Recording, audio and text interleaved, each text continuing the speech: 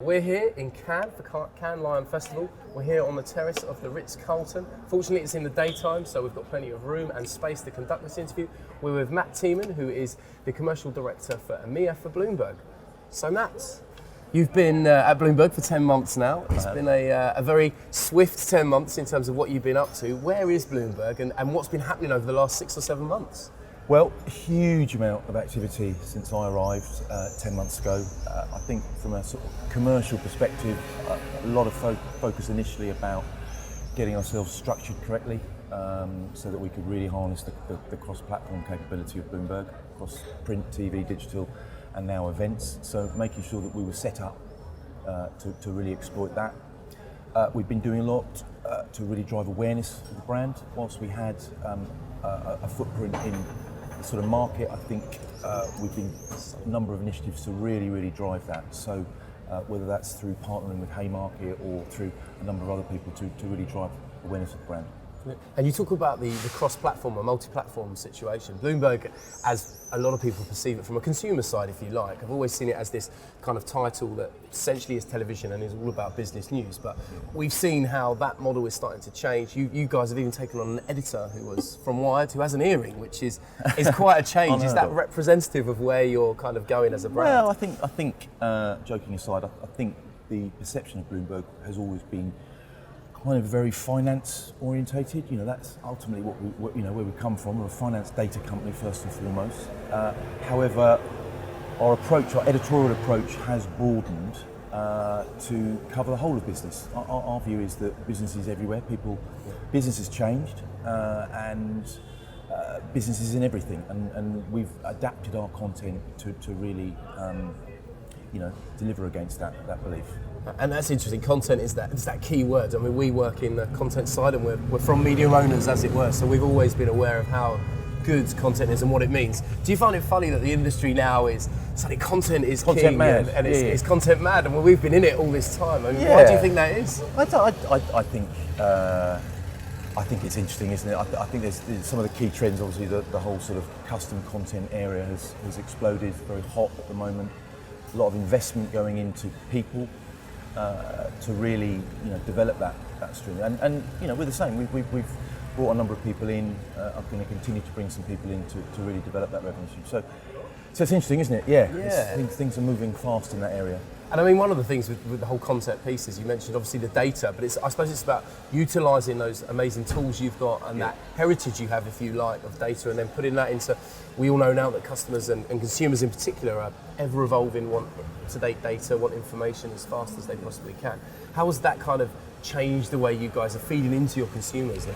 Yeah, I mean that absolutely is where we're at. I mean, data. We've been about. Crunching data from day one. What we're trying to do now is really develop that into the commercial space. So the ability now to publish that data in a way that people can get to the message very quickly, very easily, is absolutely a key focus for us. And you talked about restructuring the team and bringing talent in. One of the key issues that comes up everywhere, wherever we go around the world, is the issue of talent. Number one is, where do you find this good talent? Number two is, how do you retain it? And number three, how do you reward that talent? Well, I think there's talent everywhere.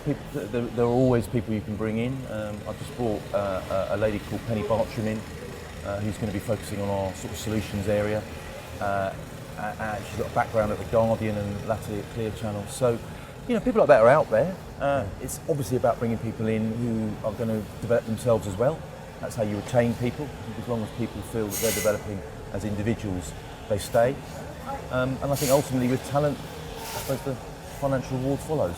Yeah, absolutely, because we see so many of these young kind of new companies. We talked about Snapchat earlier. You have Snapchat, the likes of Twitter, Facebook. People get excited, don't they, about going to those. How do you, as a more established brand, if you like, kind of compete against those guys? Well, I think, and maybe I think we're in quite a unique position, because I think once people understand Bloomberg, and this is true of all the conversations we have about it, they realise that we are more akin to the kind of entrepreneurial new kids on the block, as opposed to old legacy businesses. We're not really like anyone else, and I think once people understand that, they see that as an exciting place to be. And is that something over the next kind of 6 months to a year you guys are going to be working firmly on in terms of moving things to that next level? So kind of how long do you think it will take for you to implement your vision? Well, I think it's something that we're doing all the time. I mean, it's always changing, it's always evolving, but essentially we are developing deeper, more meaningful relationships with our clients across finance, business, luxury, across all of our platforms, and that's ultimately what myself and the team are really focused on doing. And that's an interesting one with luxury, because what I think you're trying to do, aren't you, with a lot of your publications is, yes, we've got this brilliant business community here, but they don't necessarily just want to read about what an MD has done here or what an MD has done there. They want to know about the social aspects of life, don't they? And that luxury side. And is that, in terms of content, is that somewhere that you're going across your... Completely. I mean, we've already got a lifestyle brand called Pursuits. That's now been realised digitally as part of our EMEA web launch earlier on in the year. And absolutely, we've already got a very good footprint of luxury clients. They recognise the importance of our audience. So yeah, I think that's going to be a real growth area for us in 2015. In terms of growth, in terms of where you're going, and we look at emerging markets, and everyone looks at Brazil, they look at China, and there's the obvious ones. Are there any areas within your remit that you're thinking actually, could be Saudi Arabia, it could be? Yeah, no, I think the really exciting area for us is the Middle East. We've seen really good growth there in the last sort of 10, 12 months, and I think we haven't realised all of the opportunity there yet. There's obviously a lot of ambition out there. There is, both in terms of financial centres, in terms of tourist areas, in terms of sort of airlines. So there's lots to develop in the Middle East, and I think that's going to be a big area for us. Yeah, and interestingly, one of the big growth spurts there I've noticed is the digital campaigns. So people seem to be, before it used to be the place where people would go if they hadn't done a particularly good job here, or they were young and they were learning the trade. But now it seems that digital seems to be the place for the Middle East where a brand would potentially test case its work in the Middle East, and if that works, then kind of roll it out globally. Yeah, I think we've not necessarily seen any direct trends in our area on that. I think they've been big spenders in print, they've been spenders on TV, and naturally digital's a sort of component part of any campaign now, yeah. And I suppose, how does the relationship work now? We see an ever-evolving industry, and we see more and more media owners kind of almost going directly to brands. Is that something that you've seen more of a trend towards, or how important are the agencies with you guys still? Yeah, no, I think,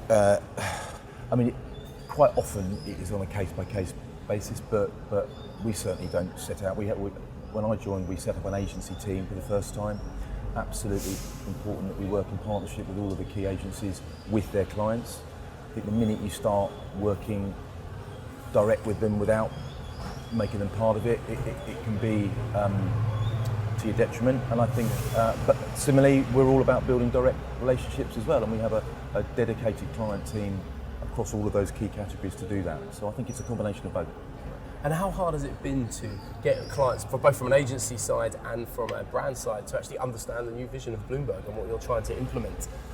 Well, the strategy has been, and you'll know this, is about getting people into the building, because I think once you come into, really witness what we've got in the building, the penny sort of drops. We have the terminal, which is obviously a very unique proposition, and I think once we're able to demonstrate that and give them a flavour of some of the things that we've got sort of culturally, they really understand it. So it's, well, you tell me, it's quite a special place, isn't it? Yeah, no, absolutely. When I've been there a few times, you kind of go in and you've got that wow factor immediately, which is the kind of thing that obviously excites agencies, brands kind of see you as a serious operation. I mean, the feedback for the people who have come in, and we've done a number of presentations sort of en masse, has been overwhelming.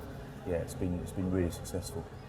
And then I suppose finally, we're in Cannes. It's becoming more and more about the media world. Obviously it started as just a creative hub, but it's interesting to see that everyone globally is here. Yeah. What do you hope to kind of see, or is there any particular speaker you want to see, any particular sessions you guys are involved in over the week? No, I think I've got a pretty packed schedule myself in terms of meeting a mixture of agencies and client contacts, but the thing about Cannes is as you say, everyone comes. The networking opportunity is immense, and taking full advantage of that, I think, is really going to be really important as well. Really, so I'm looking forward to it. I'm not actually going to get up into the Palais this year. Right. So I think whether you were going to record this, who am I looking forward to seeing?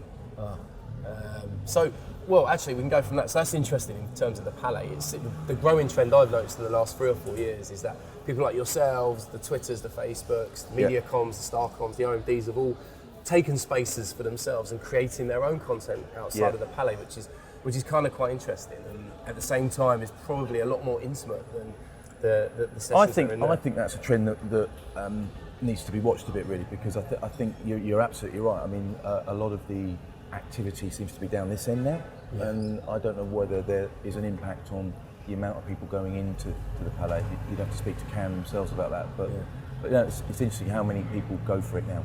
Yes, absolutely, and really kind of make a mission out of it. And I suppose in a way it's kind of trying to justify, the whole point of bringing their clients out, giving them some sort of educational experience as well as the jolly elements. But people do it very well. Yeah. Yeah, no, it's going to be exciting. Okay, wonderful. Thank you very much.